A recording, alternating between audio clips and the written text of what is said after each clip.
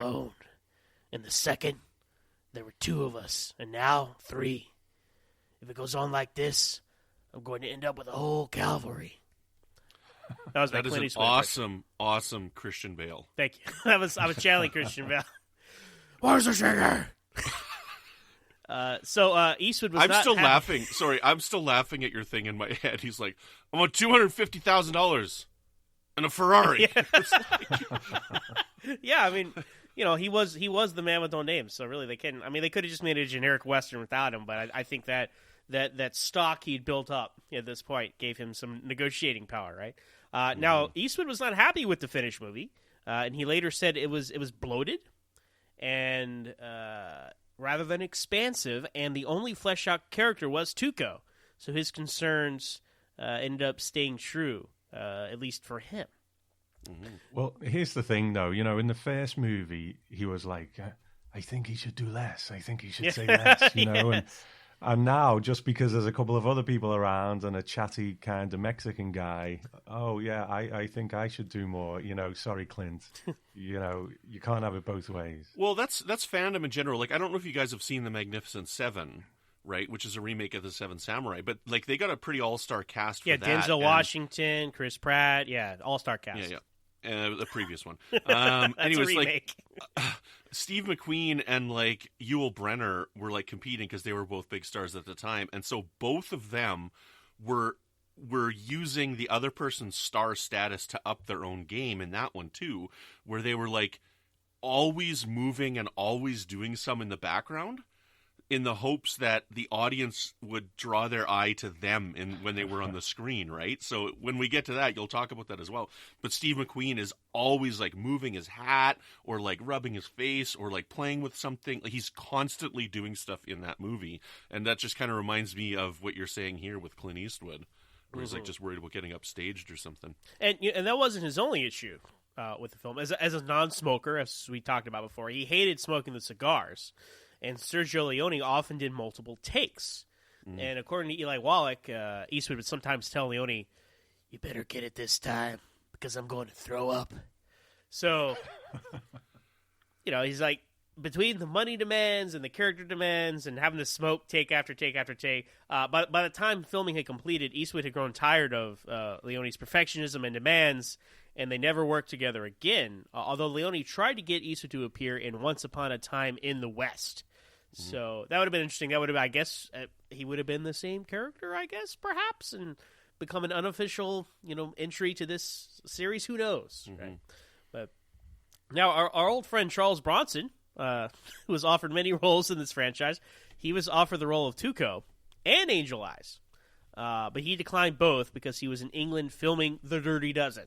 So at least this time he had a legitimate excuse other than saying it's like the worst screenplay I've ever read and I hate your movies, but I'll see you in a few years in another movie. So again, the star Death Wish parts 1 through 4. Talking 5. 5. Oh, are there 5? This is 5.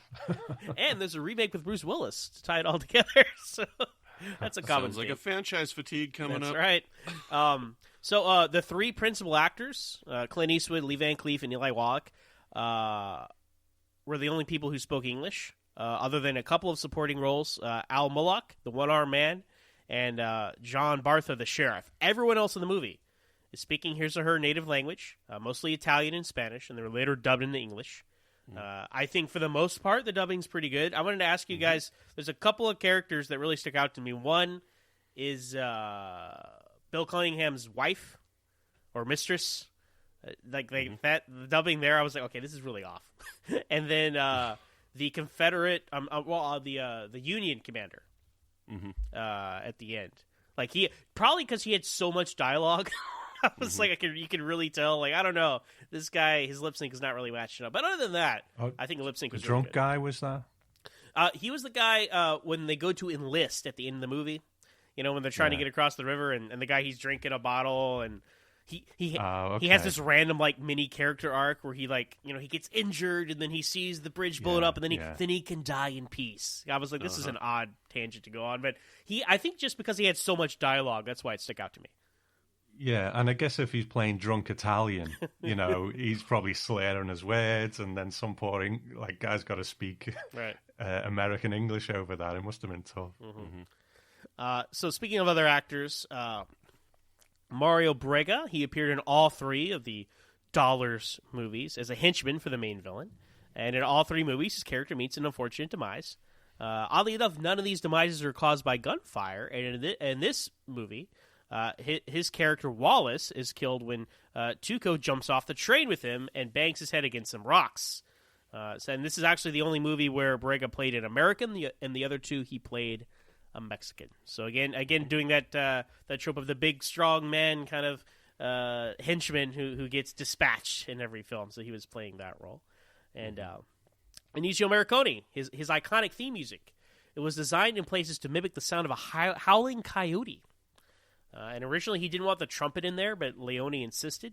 And along with the electric and acoustic guitars and the Tarzan yell, you all know what we're talking about. The trumpet became the most distinctive part of the soundtrack, and Morricone's soundtrack album stayed on the charts for over a year, his most commercially successful movie score. And you know what? When the movie starts out with it, I was like, yes, we're back. The theme song has arrived, because the other two movies, you hear hints of it. I'm like, no. I was like, oh, is it gonna turn into what I think? But eventually, it has arrived in full force in this movie, which is one of the most iconic scores of all time, I think.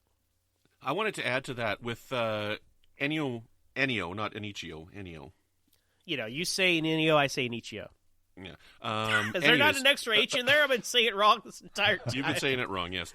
Ennio Morricone, there's a couple of parts in here where I'm like, I wasn't thinking about who the music was right now, but it popped up and I'm like, holy smokes, this sounds like the music for The Mission, right? Because The Mission was another one of his really popular scores. And there's a couple of spots in here where I'm like, yeah, that is like some later Morricone coming out in this. So I just want to point that out because I like film scores. Have I been saying Ennio the entire time? Yeah, you like have, in all the movies, not just today, Yeah. but like in all the episodes. And you waited this long to correct me? All right, very good. So almost done here, guys. I know it's a lot of trivia, but it's one of the greatest ones of all time. At least Tom and I think so. Spoilers. So there's no dialogue for the first 10.5 minutes of this movie. Did Tom just hang up on me? Tom Elliot has unfriended you. So there's no dialogue for the first 10.5 minutes of this movie, which I think was interesting. And again, that helps in a film that's dubbed. You know, the longer you can go without people doing voiceovers, I think is better. Now, Eli Wallach, he improvised a couple of classic scenes in here. And the gun store, everything he does with the guns when he's trying to like look through the revolvers and all that, it's all unscripted. And Wallach didn't know much about guns, so he was instructed to do whatever he wanted. And most of the storekeeper's reactions were genuine, because he's like, what is this guy doing? And also when Tuco shoves the door, shoves the open and closed side into the guy's mouth, that was also Wallach's idea. And a movie with a lot of quotables. The line I had mentioned earlier, when you have to shoot, don't talk, that was improvised by Eli Wallach, which apparently caused the whole crew to burst out laughing. And Wallach was a little perplexed because he thought what he had said was actually pretty sensible. Like he didn't mean it as a joke, but the delivery and the look on his face made it a classic kind of one-liner. Almost like that reminded me of, he's in the tub and he shoots him through the water. It kind of reminded me, it's the reverse of the scene in Goldfinger where James Bond electrocutes somebody by just pushing a fan into the tub. That's what reminded me of that. And it actually came out around the same time as well. So, a couple of last bits of trivia here. Although Clint Eastwood is referred to as the good in the movie, he kills 11 people, which is more than Tuco and Angel Eyes combined. Tuco only kills 6 people, and Angel Eyes has the lowest, the bad, right? He has the lowest body count with only 3. So I think that's interesting. Now, he's killing bad guys. Blondie's killing bad guys. Okay, so I think that's where we make our distinction between them. I want to come back to that. I don't know if we want to talk about it now. We can wrap back around to that. We can wrap back around to that. Okay, so make sure I don't forget about that. Put a pin in that one. Very good. Put a pin in that. So there were 4 scenes that were cut from the original English language release and never dubbed in the English from Italian. And when American Movie Classics showed the extended English version for the first time, those scenes were restored. And that was in later on in like the 80s or 90s. But when the time came to show these scenes had not been dubbed. So Clint Eastwood dubbed his voice, but another actor had to be found to dub Angel Eyes because Lee Van Cleef had passed away in 1989. So last bit of trivia is although Sergio Leone never made an official sequel to this movie, screenwriter Luciano Vincioni wrote a treatment for a sequel tentatively titled El Bueno, El Bruto, El Cattivo in 2, which is the translation of the good, the bad, and the ugly, number 2. And according to Eli Wallach, the movie would have followed Tuco pursuing Blondie's grandson for the rest of the gold. And Clint Eastwood expressed an interest in acting as a narrator for the movie. Joe Dante and Leone were approached to direct and produce the movie respectively. But the project was eventually vetoed by the Leone, as he did not want the movie's title nor its characters to be reused. So there you go. That's the closing the book on the good, the bad, and the ugly, and the Man with No Name trilogy, the Dollars trilogy, if you will. There you go. So Tom, this is your favorite movie of all time. Tell us why. Wow, that's a big question. The thing is, I love it so much that I save it and watch it every couple of years rather than like watching it 5 times a year. Yes. Because I never want it to kind of lose its edge, and it doesn't. That's the thing. Every time I watch it, it's just such a joyous kind of experience for me. It could go on and on. We won't get to the end, but the end never fails to make the hairs on the back of my neck stand up. The whole sequence, the ecstasy of gold, Tuco running through the graveyard, which I'm sure we'll talk about. But it is a long movie, but it never feels long to me. And I think the key is, how long it is. Set that time aside. Yes. I've got nothing to do today. I'm going to spend the afternoon with this movie, maybe have a drink or whatever, and just spend that time with it. And it's a journey. It really is. I mean, I think the second movie might be more accessible in some ways because it's a bit of a romp, whereas this one, I think Leone is really starting to develop as a filmmaker. Now, the first one was Clint Eastwood, turns up and kills a load of cowboys, the end. The second one, he's really starting to refine his craft, but it's still about that situation there. And I think in this one, Sergio Leone is starting to broaden his kind of canvas, if you will. Mm-hmm. Not only with what we get on screen, but he's not just setting it in America. He's also starting to dig into a bit of, America at that time. And it's got quite a mournful tone to it because the Civil War would have been such a devastating time, American fighting American over what? And that's a big question over the movie as well. What's all this for?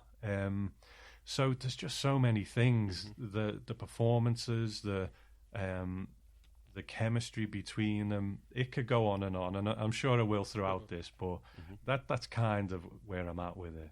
Well, I can definitely say, not to show my hand right now, but I can see how this film could be someone's favorite movie of all time. Because it's really is it's an epic, right? It's a Civil War Western epic, which is an interesting combination. Because, like I was saying, the first couple, they're like, oh, they're in the West, they're in that time period.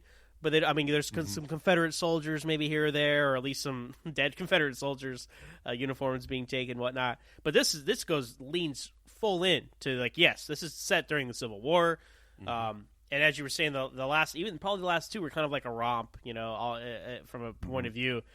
This one, it actually takes time to kind of like slow down and like, they show up at the mission or they show up at one of these destroyed bases. You're like, wow, like the music gets all kind of like, I don't know, introspective, and there's like a certain respect being paid to what's going on here. Clint Eastwood, he gives the last young soldier like a last smoke, and there's little moments like that. They're like, wow, okay, we're actually taking a step back and looking at this, and like that was unexpected to me because I had not seen this film before.